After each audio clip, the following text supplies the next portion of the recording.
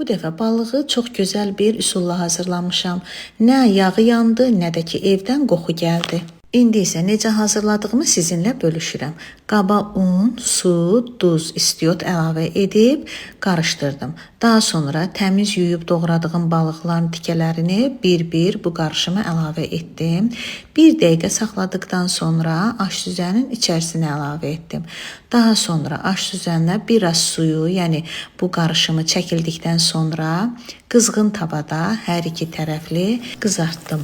O qədər bəyəndim ki, bu üsulu həqiqətən də hələ ömrümdə belə qıpqırmızı nar kimi balıq qızartmamışdım.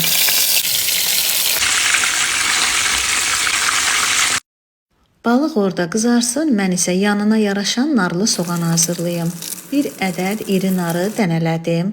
Daha sonra 2 qırmızı baş soğanı halqavarı formada doğradım. Əvvəlcə soğanın üzərinə biraz duz əlavə edib yaxşı qarışdırdım. Sonra isə dənələdiyim narın yarısını əlavə edib əlimlə yaxşı qarışdırdım. Daha sonra qalan yarısını da əlavə edib qaşıqla qarışdırdım. İstəmədim ki, narın hamısı əzilsin, ona görə yarısını qaşıqla qarışdırdım. Balığımız da qəşəng qızardı, gördüyünüz kimi yağ da yanmadı. İndi isə yeməyimizi servis edirəm. Mən sunumu sizlərə görə taxta üzərində etdim. Təbii ki, yeyəndə boşqabda yeyilir. Onu da deyim ki, balıq qızardandan sonra üzərinə biraz limon suyu sıxmışdım. Biz balıq yeyərkən mütləq yanında nar şərab, limon, cəfəri, narlı soğan olmalıdır. Sunumun görünüşünü də sizlərə buraxıram. Bəyənsəz, mətn bölməsində rəylərinizi yazarsınız.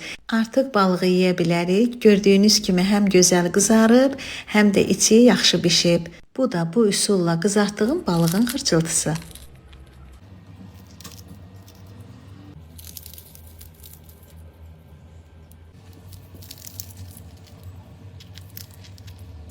Hazırlayan hər kəsə də nuş olsun.